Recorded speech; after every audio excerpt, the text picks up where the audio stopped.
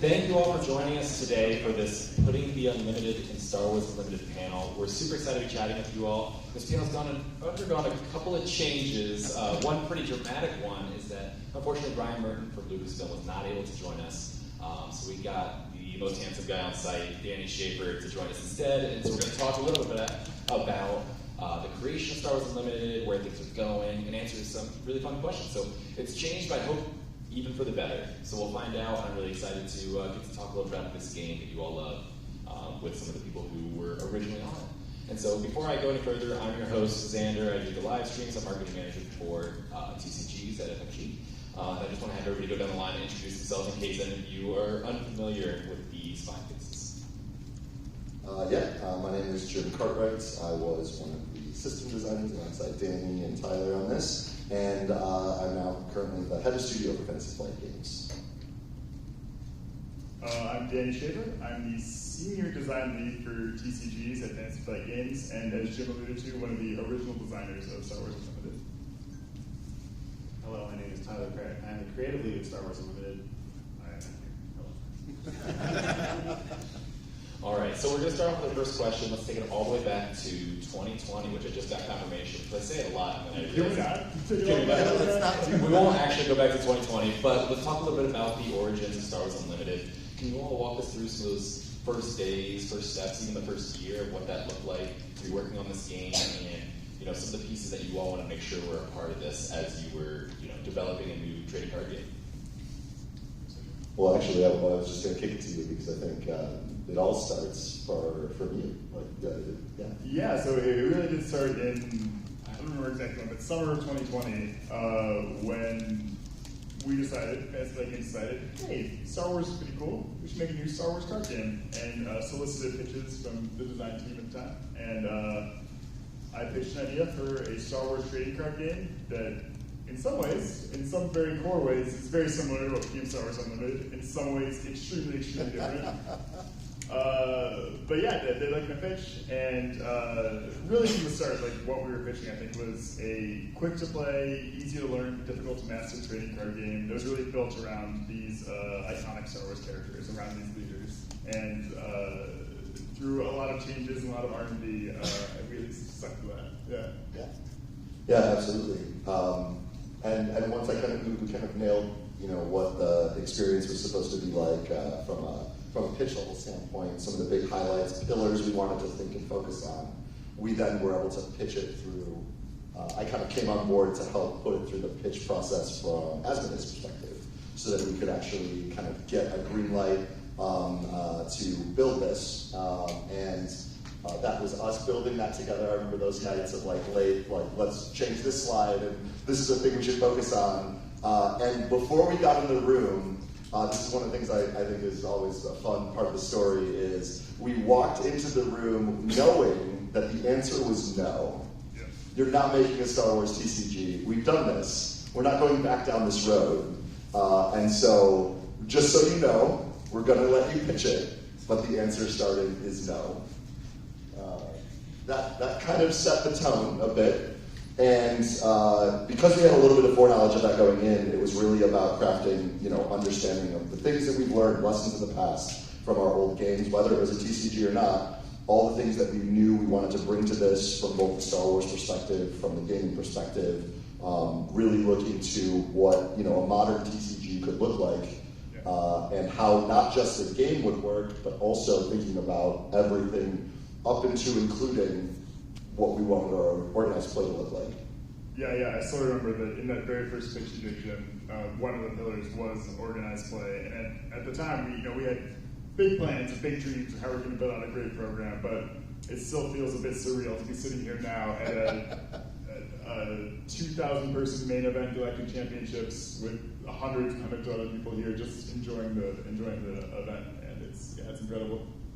Yeah, I actually was going to go into that. So you mentioned some pillars and pieces that you all were thinking about right at the beginning, some of those pieces that are the most important, both from the game design, but also just supporting the game side of things.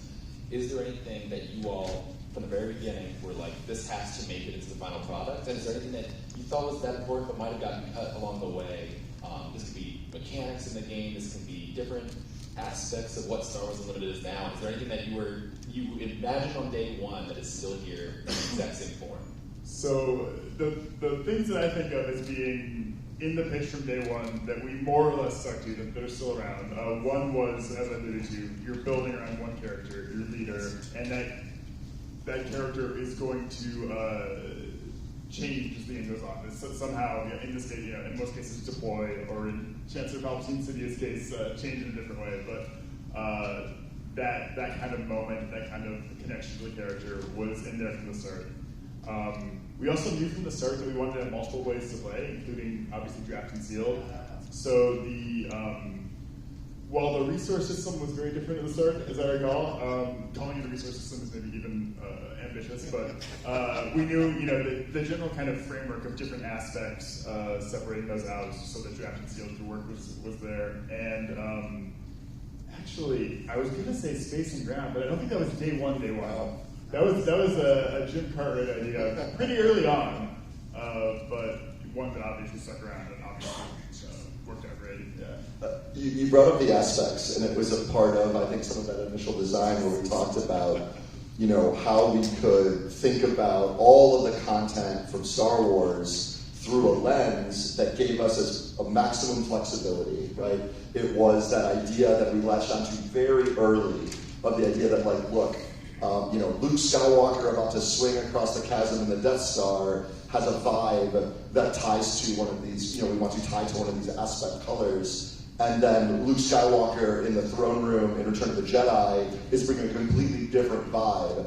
And so understanding that we wanted to build a system that could support the experience of your favorite characters in as many different ways as we could see and imagine any scene they were in could represent a feel and a vibe of what that character represented was a huge part of what I think one of our big discovery moments as we worked through that early on. There's one more too that neither of you mentioned, which is that this game was originally visioned from the beginning to be a game that a non-TCG player could play. And so that goal towards simplicity and accessibility was one of the foundational pillars of the game, and something that we really, really tried a lot to make sure we didn't stray away from, because we want this game to be accessible to Star Wars fans who are not TCG players. We want this game to be accessible to kids and people who are new to gaming in general. And also, we want to keep in mind that every set is someone's entry point. And so the idea that this is one game, but it's also many games. Danny alluded to multiple formats, but each set being its own self-contained experience is also part of that vibe of this game is as for everyone as we can make it. Yeah. To go to that point, I still remember, Jim, in that first presentation you gave, one of the slides that always stuck with me was just, this is a Star Wars game for everyone. And that's been kind of my guiding light as design lead going forward. Yeah. I love it.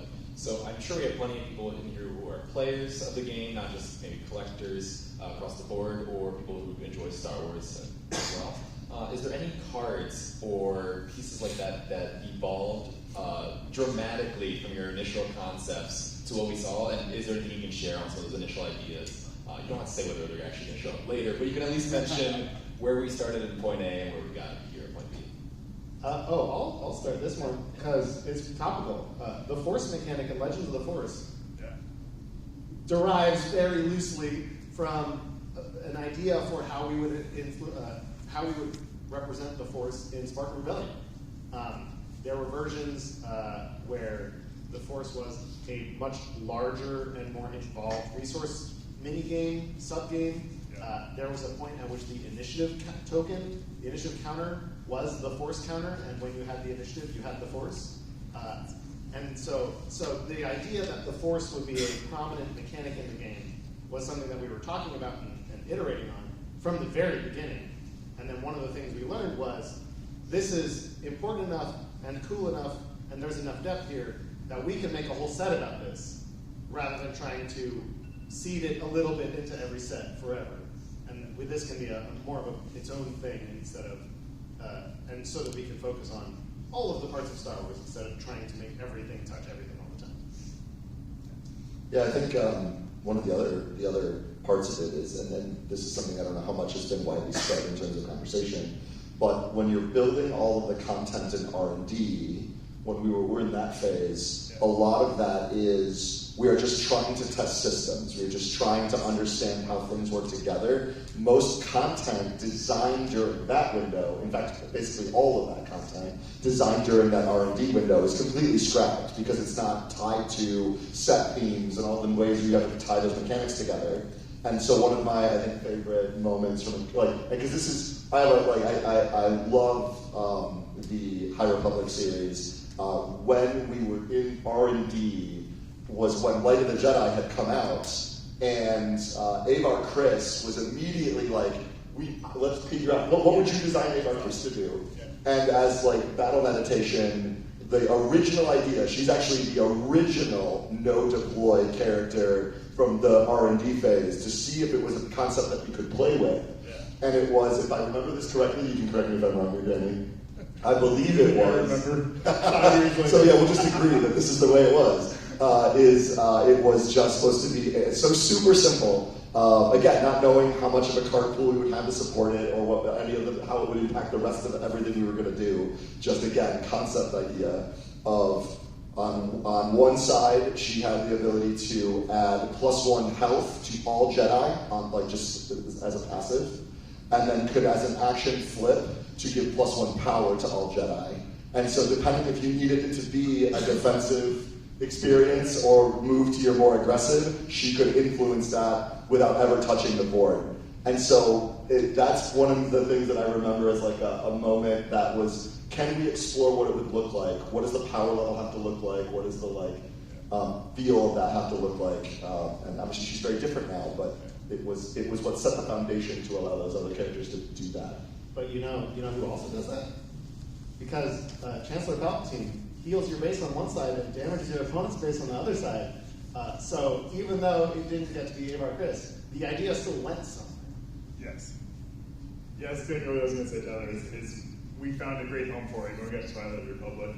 And it's funny thinking back, I remember our early versions of Spark of Rebellion, we had, I want to say, 32 leaders. Oh yeah. Yeah, we were just trying all kinds of things. So I was looking at that recently. I think it's 32. Yeah. It's either 32 or 36. Yeah, that's what I was saying. It's a nice, cool math number that is way, way higher than where we ended up. So we had a ton of totally out there designs. And then we had a Tarkin could originally just resupply and return or something. Oh yeah. Yeah.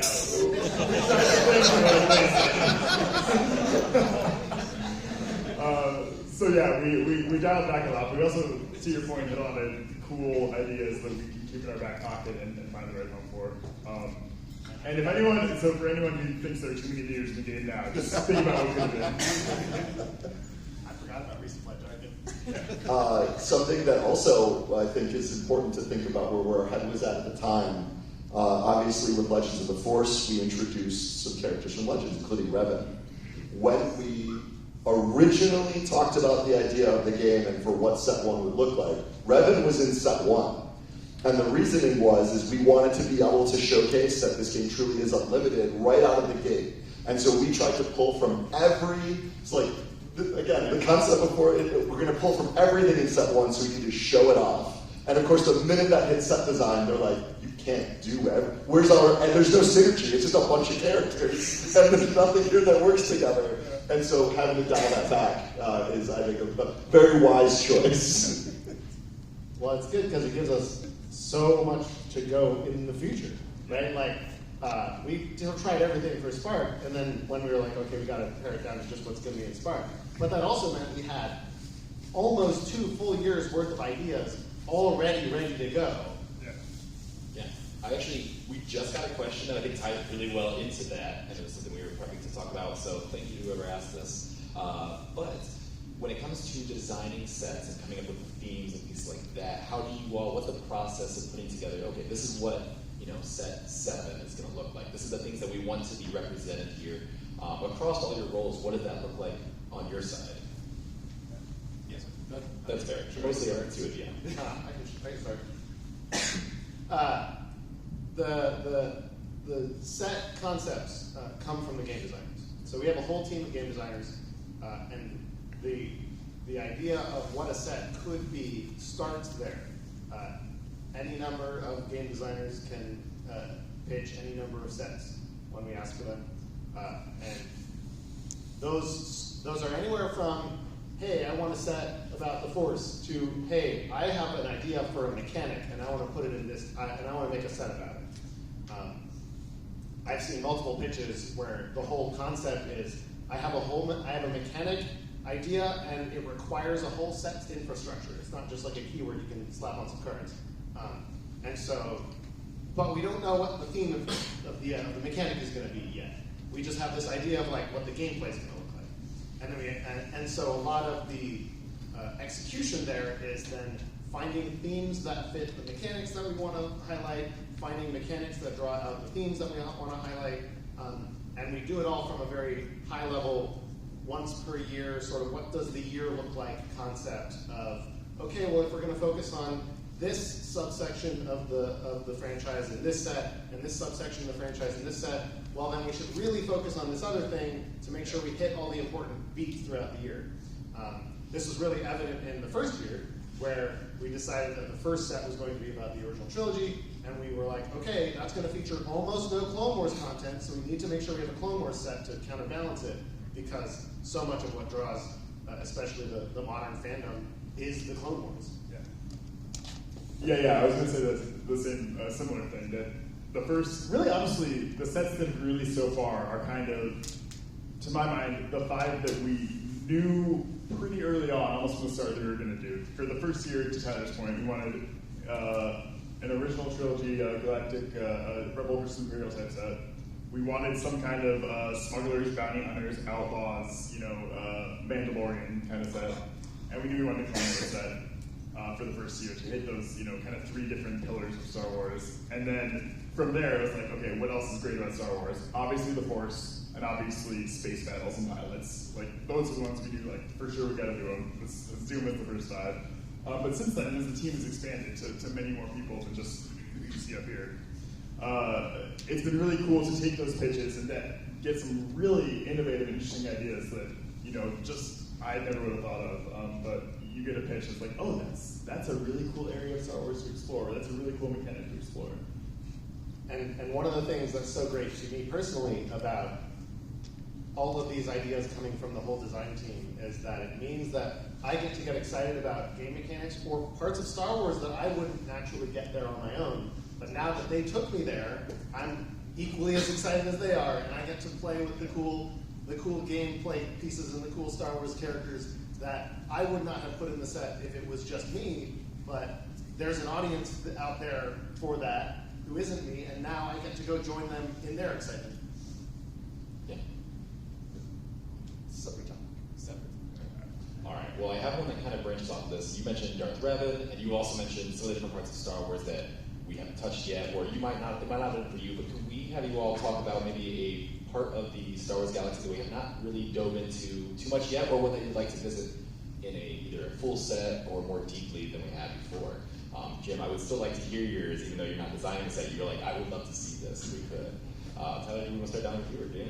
Yeah. I'll just say, maybe this is obvious, but the places I'm excited to get to are the stuff that's so new that we just haven't had time to put in the game yet. Some of the newer shows, like the ones that come to mind for me are Acolyte and Skeleton Crew. Both are really fun, really cool shows, and I can't wait till we eventually get some stuff from those 2. It'd be cool if we made a set with Andor featured. I can't follow either of those up with a different answer, because honestly, that's what I want as a fan.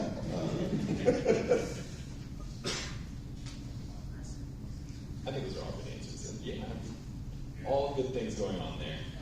So I did want to ask one question of you all to get to know you a little bit better. We can come back to some of the Star Wars Unlimited, but I just saw a fan question that I wanted to put in here first, which is, what were each of your roles prior to working on Star Wars Unlimited? That could be either with FFG or just generally. I think it's fun to talk about. Not a lot of people on the team across Fantasy Flight also had degrees in game design or anything like that. So where did you all come from before jumping into this and working on this game?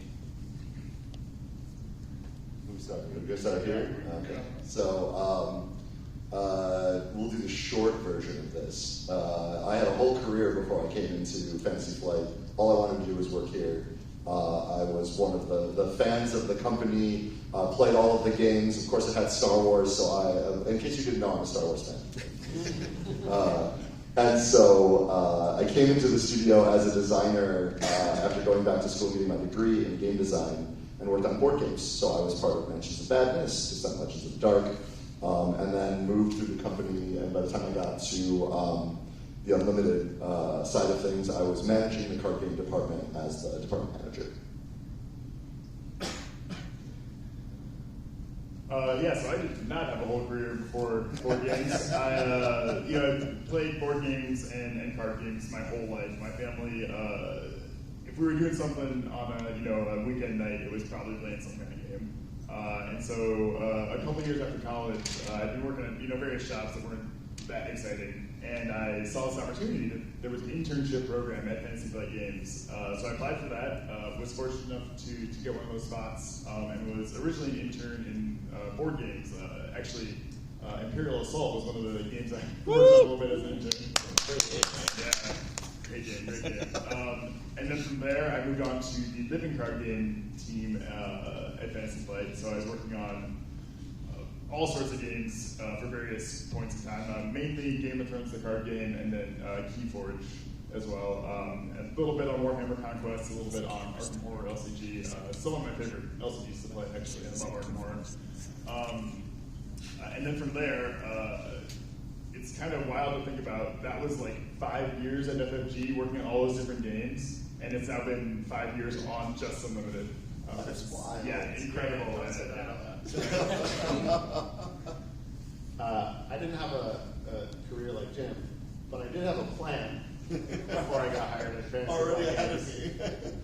me. I got my degree in molecular biology. I was going to go work in a lab, but I quickly figured out that was not the life for me, and so I managed to get myself situated to get hired at Fantasy Flight Games as a card game designer.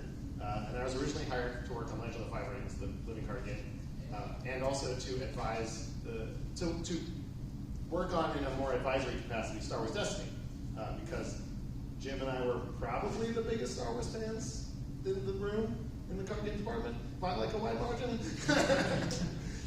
And so I got to work on Destiny, and that was awesome. I loved working on Destiny. And so when they then, a few years later, were like, and now we're going to do another Star Wars card game, I said, me. Let me do it. Truth. I love it. So, a wide variety of backgrounds here, and it all come together pretty well. Dan, saying 5 years, so half of your time at Fantasy Flight has just been on Star Wars. That's wild. Yeah. So, I've got a great question again from the audience, as well as one that we had here. So, I think we can tie it back to something you mentioned before, which is the idea of each set being sort of an entry point for a new player. But people want to know a lot about, and I think we get this question quite a bit, is about the return of keywords after introductions, because there's plenty of cards that are set specific as well as evergreen. Can you share a little bit about sort of the vision and the reasoning behind some of the decisions that go into set specific pieces? Yeah, so I think you started with a really good point there, which is we want to keep the complexity from spiraling, just getting higher and higher. So we don't want a new player starting in set 7 to have a much higher, more difficult barrier to entry than someone who started in Spark of Rebellion. So we want to make sure that each set has its sort of own set of keywords to play with, along with the evergreen keywords, so it's manageable. With that said, there's a balance to it. There are certain mechanics that we've introduced after Spark that have come back kind of regularly, not in every set, but in many sets. Unit tokens obviously came back in Jump to Lightspeed. Capture is the other big one that has come back in several sets in small doses. And then we absolutely, at some point, I think, will return to set-specific mechanics. There's certainly a world in which a mechanic like Smuggle or Pilots comes back in the future. Hypothetically. And the other thing that we talk about a lot is ways to support those past mechanics that aren't just throwing more of that keyword in another set, where we can have, I think actually, Visible Hand is my favorite example of this. We put in Jump to Lightspeed, but it's a separatist, so it's great to do that. It works with droids, so it's great with any of your droid synergies that you have in Twilight of the Republic. but it doesn't have any, it doesn't have exploit or it doesn't make battle droid tokens, but it still really works really well in those decks. So we can do more cards like that going forward. And the other thing is, one of the things that we consider when we're talking about internally whether to bring it back to Gamegenic or not, is also how the audience is perceiving it, right? And so we have a 2-year development cycle. So we design a set comes out, then we get to see how the audience reacts. And if the audience really likes it, then we're like, oh, we should fast track this to return because people really like it. People would love to see more of it. Okay, yeah, but like we're still 2 years out. So if our ability to react to the release of the fan response to a set mechanic is just going to have a little bit of a delay because we want to see how it's received. We don't want to put out a whole bunch of a mechanic and then, oops, actually no one really liked it, but now we're committed to it for 2 years. In addition to all of the other concerns about every set being an entry point but there are, as you pointed out, some mechanics, and especially the simpler ones, the ones that are more theme agnostic, have more opportunities to come back in various times. Yeah. Great answer. So I want to talk a little bit about, I think Tyler actually made me ask this question. It's about the visual design of the game as creative as you're a big fan. Obviously the art, the pieces that come into that. And so Jim and Tyler, I have a question for you all, which is, when you sat down to create this game, you wanted to make sure that this had a very visually distinct style, different from a lot of FFG's prior Star Wars games. And so I know that we talked about this at length, but is there anything you all would like to talk about with the requirements, the different pieces you were looking for, and what the visual design would look like across the board of Star Wars Unlimited, especially with things like Prestige now showing up? Let me start, and then we can kick it to Tyler, who's involved heavily with the art side. Yeah, it's like my whole job now. Yeah, exactly. So in the R&D phase for art and style, one of the things that was really important to us was thinking through the realities of, if we're going to touch upon every piece of content that exists for Star Wars, we want to find something that can, a style that can kind of bring that together in a way that like photorealistic doesn't work, because it pigeonholes you into trying to figure out how to make content that isn't photorealistic and how to kind of morph that. And that wasn't, we immediately knew that wasn't going to work. And so it became a process in which we started to look at, by that same token, we also wanted to make sure that we had some flexibility in our art style to be able to pivot and show different styles in general, in order to really kind of highlight the idea that we want to put some flavor to it, we want to put some artist flair into what they're doing for it. And so it allowed, we had like a whole series of pieces that went through many rounds of evaluation of where we were taking pieces of art, what styles we were trying to shy away from. And to be honest, and Tyler can certainly speak more to this, it has been an ongoing process as we've dialed in more and more what is the visual style of Star Wars Unlimited as best we can. And I think at this point, there's no one better to talk about it than Tyler. Yeah, so that's really a big part of it, is when we first started in the R&D phase and the Spark of Rebellion in the first few sets, one of the big heuristics was we wanted to accentuate the artist's individual styles so that we could have enough variety so that things that came out of all of these extremely diverse source materials would feel unified in some way. And we also wanted a more lighthearted tone, right? The photorealistic style that we've done in the past is really, can be very serious, even when you're not trying to be. And so when you're in a style that's a little bit more like a comic book, a little bit brighter colors, bigger action, it makes you can jump in. You sparked that memory of having that conversation where that bright colors and style was something where we wanted it to be when you're walking by a table of people playing card games and you look down and immediately recognize that as like, wait, what is that? It's different, it's unique, it's not something you expected. It has a visual style that catches your eye from across the table, or across, and that was a key element in our R&D discussions. It's kind of insane. It sounds ridiculous for me to say, but like actually, one of our core pillars for the art style was we want this to look fun. Like, we don't want this to be serious hardcore. This is us, we are playing a game, and we are having fun playing a game, and look at how fun everything is. right? But also that's true. That said, as the game has evolved and grown, and we've gotten to work with more and more artists, because our ability to recruit artists has evolved and grown, the audience reaction to a lot of the art pieces that we've put out there have been extremely informative, because we're making a game, but like we're also kind of making an experience, and that experience is interactive. So we can't have Star Wars Unlimited without the audience. And so knowing what the audience likes, wants, is extremely useful for us to make the game more fun for them and also for us. And so we've been able to pinpoint the art styles that were more exciting to more people, and the ones that were generally less liked, we've been able to move away from, so that where we started with a much more widespread, here's a bunch of variety of styles, now we've been able to start unifying it into the art style that feels the best for Star Wars Unlimited specifically. Great. I mean, I love Star Wars Unlimited art from the get-go. Some of my favorite art pieces, or maybe not some of the band favorites, but I have my own. I have so many things about all of them. It's great. And so we talked about the art being a piece that you all thought about from day one. Obviously, the mechanics, the accessibility, organized play.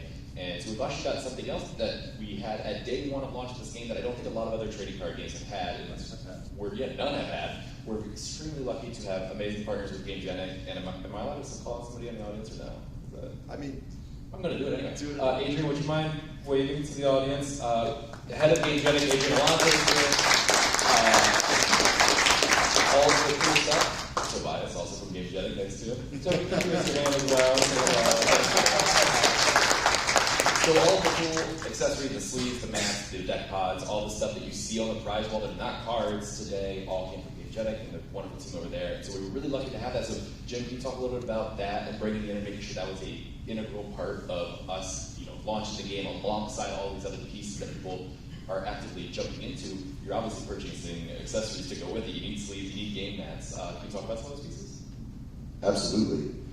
So when we started this process, and we immediately, as part of R&D, worked with Gamegenic to think about not just typical accessories that you could apply to any card game. It was about what makes Gamegenic and Unlimited's ability to do a complete. This is a we are designing together. This isn't, hey, we're done now. Here's the stuff in either direction. It is very much what was wild to me, and I'm gonna compliment Adrian here, because is the very first conversation we had. Adrian and I sat down, again, still R&D phase, and we talked about the game. That was it. He was like, tell me how the game works. What do you do? And we talked about, okay, this is, we're at the end of R&D now, so the game felt really complete, and we knew where we were going. We were just transitioning into the actual set design. And so final design's fairly done. And it's okay, there's a leader and a base. They always start with a game and play. You're running basically a 50-card deck. We are going to have these kind of, you got to attract token damage. You got to attract damage in some way. And we started talking philosophically about that, just explaining the game. And 1 week later, we had our second call. And the deck pods that you use today are what he designed in order to just understood inherently how to take the game experience and translate it into those accessories. And that's the kind of relationship that we have carried on throughout this entire experience. So it is not just something that we finish a thing and say, hey, Gamegenic, can you do this? Or Gamegenic's working on their own on the side. It is a true partnership that we created. We create everything for this game. The products for Gamegenic are just for us as important as the cards in the pack. It is all part of one experience for you, the fans. And I will tell you, I've been walking around the con all weekend, and I can tell you that it seems as though most of you agree, because I see a lot of Gamegenic accessories out there. So I hope that means that we've done the right thing. So we could not do what we do without Adrian in that way, and I love the fact that we have that partnership. All right. Looking through some of the questions we have, both from the audience and the ones that I had for this rapid fire section. It seems like there's a lot of overlap in things that people want to hear about. They want to hear opinions. They don't want to hear stories anymore. They want to hear your hottest takes. Oh, we got opinions. We're going to go into the opinion time, and then we'll wrap up with a couple more thought-provoking ones, I think. But so one that I've seen across, I think, 2 or 3 of these cards at least, and then I also had it here was, if you were going to be coming here to the Galactic Championship today and playing in the main event, what leader and base pairing would you be bringing? What was your, knowing the meta going into this, how would you feel? What would you bring? Well, this would be controversial, but I would absolutely bring Vader 1 ECL.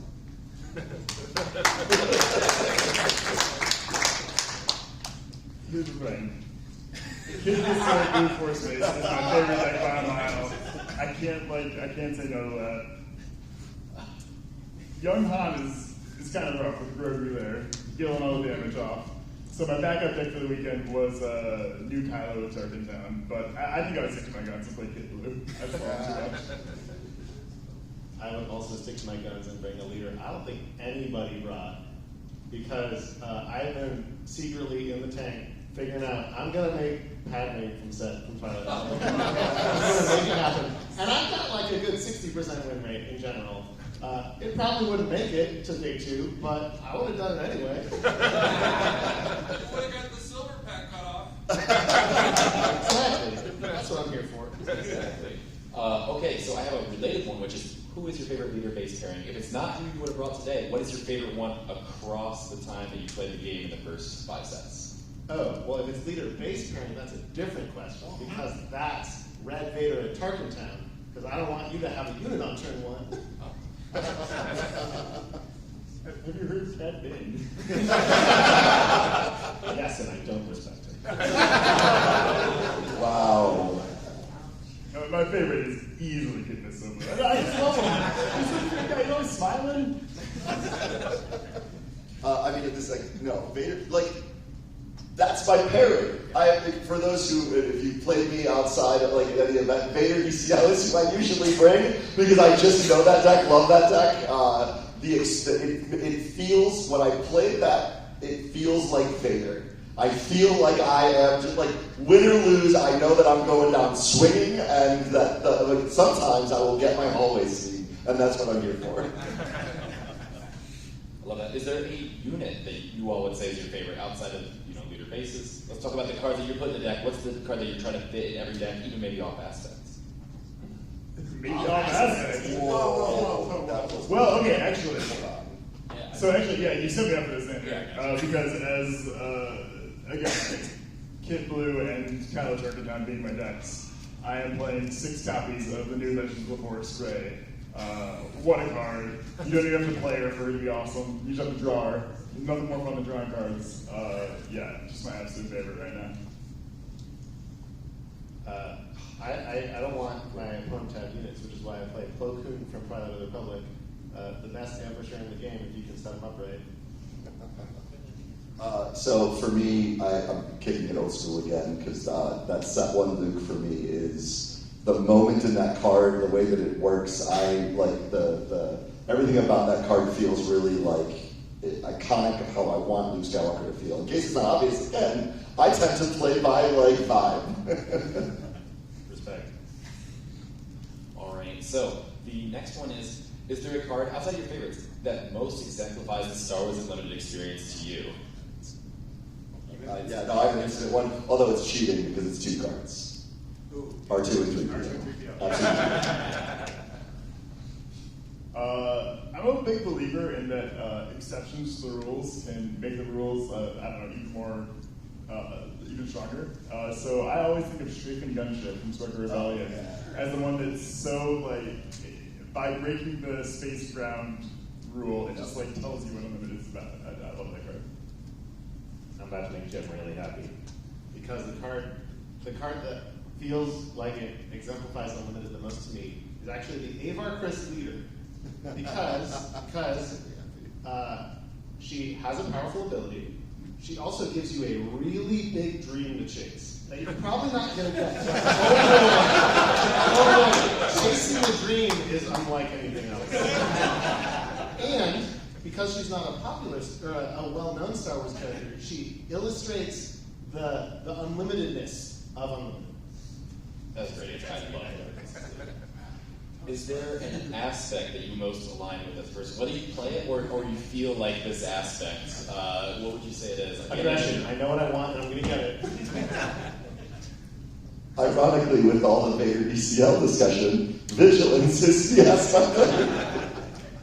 And as the perfect balance between Jim and Tyler, I would say in gameplay aggression and in real life vigilance. Love that. That makes sense. I think I understand the whole thing. Oh, unless it's real life and I'm hanging out with Xander, in which case it's double aggression. That's fair. All right, the next question we have is, the game has been announced for over 2 years now. What was it, May 23 announced. Oh, wow. Release in March 2024. Yeah, I know. Wow. Wild. Is there a favorite experience you've had with the game between then and now that you all would like to share with the audience? Maybe one that you haven't talked about before, or something that you really, it's a defining part of the game for you now. I'm gonna not remember back that far and say that my favorite Star Wars Limited moment, genuinely, was yesterday morning, walking into the hall for the main event and just seeing that amazing stage, 2,000 people sitting down playing the game, and looking over to my right and seeing, a literal TIE fighter, R2-D2 zooming around, and it's just like, it's a surreal moment. It's so cool. It's the coolest thing I've ever been a part of, and it just means the world to me. I'm going to go next because mine is actually very similar, but not the same event. The most memorable moment for me in Unlimited is actually when I got to go out to the Cannes International Gaming Festival 2 weeks before the game came out. And this was the first time in the world anyone got to play the game live, publicly. Anyone could just walk up and play. And getting to see the game be played by the public for the first time, literally ever, and to see how many people. I've taught a lot of games to a lot of people. I've seen a lot of games get taught to a lot of people. Like 95% of the people, after learning how to play the game, walked away from that saying, I need to buy a starter set. And the amount of excitement that everyone had at that event, and the fact that it was a thing that I had made, was truly life-changing. I'm going to break Xander's rule a little bit. Always. That is studio privilege, I'm taking it now. I'm going to go back before that. Because this moment is actually both one of my favorite memories of Unlimited in general and incredibly personal.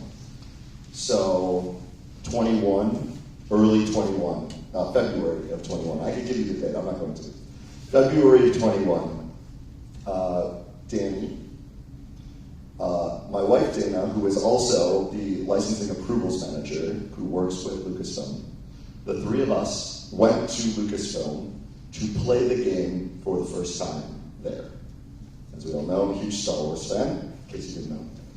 And being able to be there on a game that we designed together to a place that has such personal relevance, to be in the room when it happens with my wife, who is helping put this thing forward, is the reason this tattoo exists. And the reason this tattoo was put before the game ever launched, because the personal significance as someone who grew up playing Star Wars card games, who only ever wanted to contribute to it in a way that it was a moment that I will never forget and means so much to me personally. You know what, you can break the rule for that one. That was got me tearing up.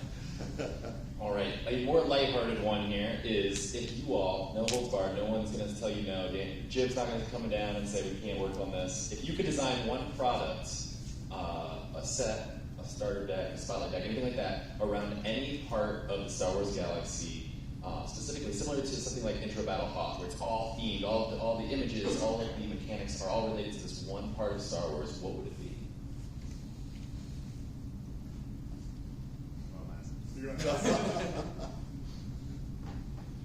I think I would do Revenge of the Sith. I would do Yeah, the back half of Revenge of the Sith, when everything's falling apart. Something about that really speaks to me.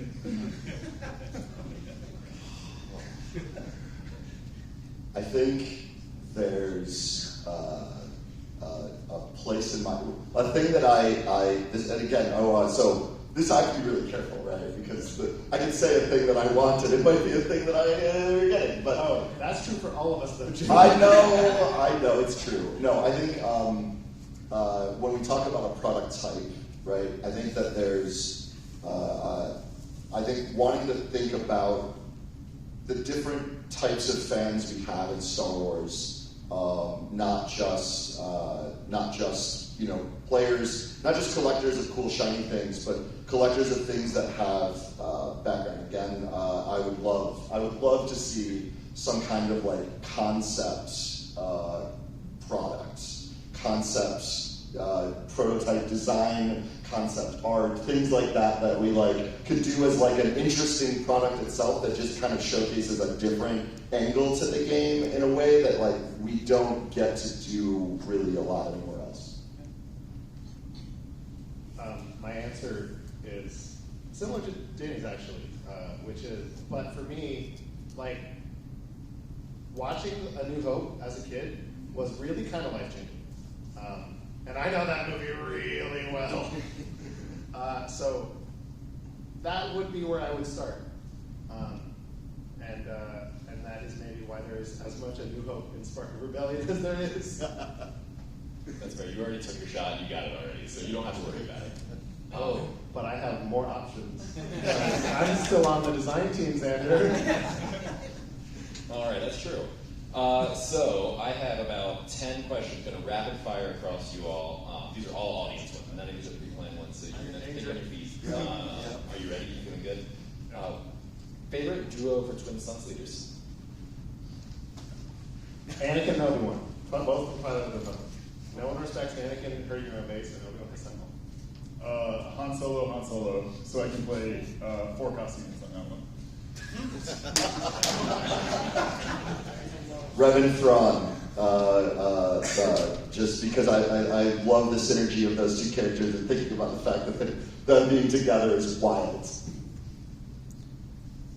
All right. So, is there a plan to continue expanding on Legends characters showing up in Star Wars Unlimited? I think it's just for one of you guys on that. Oh, what? You're all going to point at me? Yeah. I'll point at both of you. Either of you. Yes.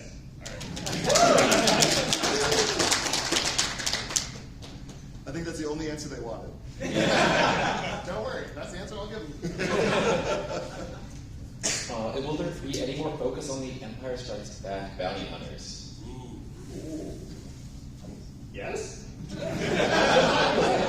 Great question. Just give them everything they want. This is great. Is there a possibility that there will be more Old Republic and High Republic cards in the future? Well, with Star Wars Unlimited, I think there's always a possibility. Is there a possibility? Let's say Yes. it all together. Yes! When are we going to get a Jar Jar Binks leader?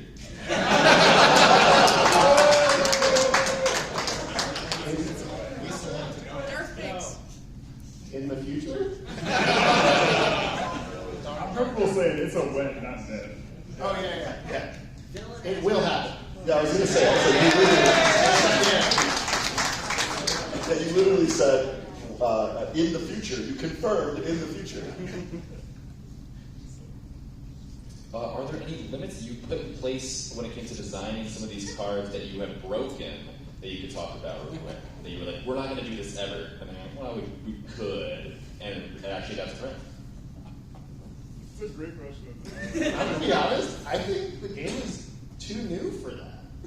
Like, I don't think we've gotten to the point where we had to really overhaul our previous design philosophies yet.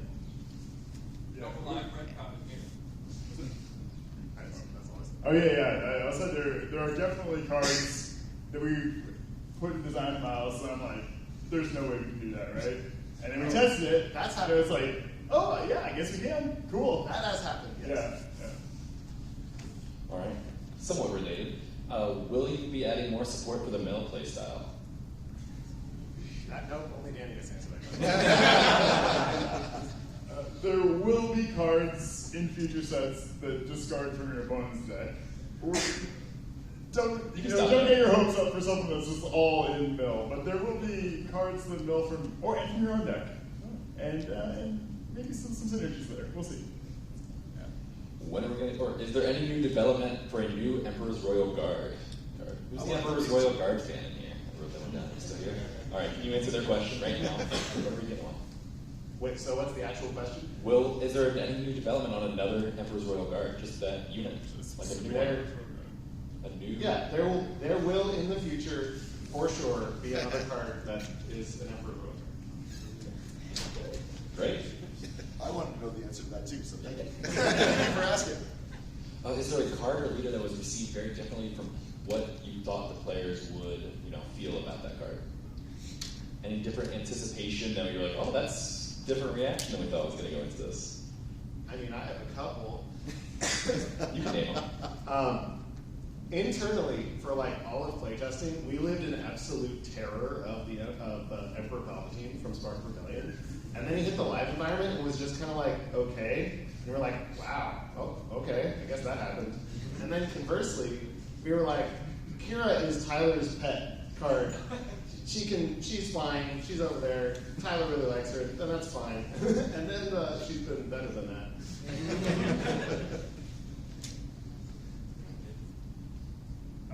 There's a reason I love Kid Fisto so much.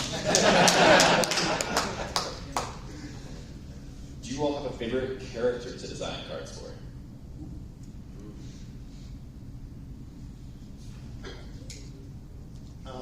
I don't know if it's a personal favorite. So this is a hard question for me personally to answer because Danny and I don't actually get to design cards anymore, really. Not very much, yeah. That said, it has been very cool to see and think about the designs that have gone into the various versions of Durant or Krennic. That's a really good one. Krennic's a fun one. I would say every time, we keep designing new Millennium Falcons, and every time we do one, I'm like, this is so cool. This is the Millennium Falcon? The Millennium Falcon just has so much cool stuff, and you can represent it in the game in so many different ways. Yeah, every Falcon is it's fun. All right, we have a good one here that I think will lead us back to our final question of the day. And so this one is, can you talk about any of the opportunities and challenges of developing a game with a long-term roadmap? And we work years in the future. Can you talk a little bit about what that's like, advantages, disadvantages? I mean, I think we alluded earlier to one of the disadvantages, which is we have to be working really far ahead. The sets would not come out on time if we were not working way ahead. But it does limit our ability to be really quickly reactive, especially on design. There are things that people reacted to even as early as Spartan Rebellion, where we're like, oh yeah, that's interesting. We didn't fully expect that. We should adjust that in the future. And it's Starting in Jungle Lightspeed. If it's something we can change at the end of development, Jungle Lightspeed. If it's something that's core to the design, maybe set 6 or 7, we can change it. That is probably the biggest thing. It's just it takes a while to make big changes and react to the audience for sure. I think the other part too is from a product development standpoint of understanding the product types that you're trying to bring out with various objectives and perspectives, and knowing that you're creating a thing directly 2 years out before that will ever see the reaction from players and fans, and then when you're getting the adjustments being like, cool, I know exactly how I want to fix this now, and the reality of when that gets fixed or adjusted is much longer than you would want it to be. Yeah, honestly, that's the hardest part, is to have seen something in the real world, be like, oh, we can do that, to have implemented the fix, and just be waiting maybe a year or more, and not be able to tell anyone. Then people come to you and say, it would be really cool if you could make this change. You're just like, yep, cool, yeah, that's a good thought, yep, okay. I'll take that note and bring it back to the team. And I think that's a really fun thing that a lot of people in this room, I'm sure, and people I've heard all around the floor all weekend, is that we're very receptive to some of that feedback. And so even if it may not look like it on the surface, hey, there's no immediate change, we're always listening to the audience of what is the optimal Star Wars Unlimited experience for you. And so I think that's very emblematic of that piece there.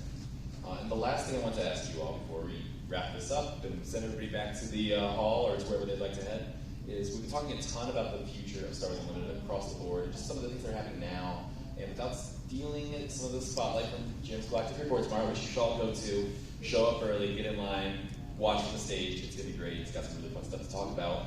Is there any parting words you would like to leave with the audience with about the future of Star Wars Unlimited? I want to start here real quick, which is, we talked when we launched Star Wars Unlimited that the game was, roughly we were working 5 years out in some cases, right? We had various stages of development for 5 years. And I think there's been, I've noticed chatter, Xander and I talked about it a little bit, the idea that that means we've only built the game for 5 years and then we're done. I've said it before, I will continue to repeat it, this is our forever game. So when I say we are 3 to 5 years in our development cycle, it means that we are on a rolling 3 to 5 year development cycle that continues to go.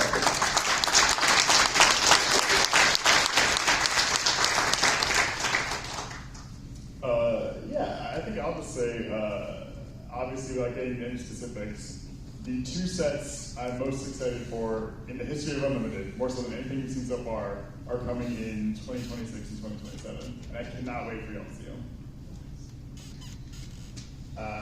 I guess my parting thought then is that a lot of chatter goes on to what the audience wants. But you know what else the audience wants? The audience wants to be surprised. So look forward to awesome, cool things that maybe you haven't thought of yet. Because we're cooking. We're cooking with gas over here.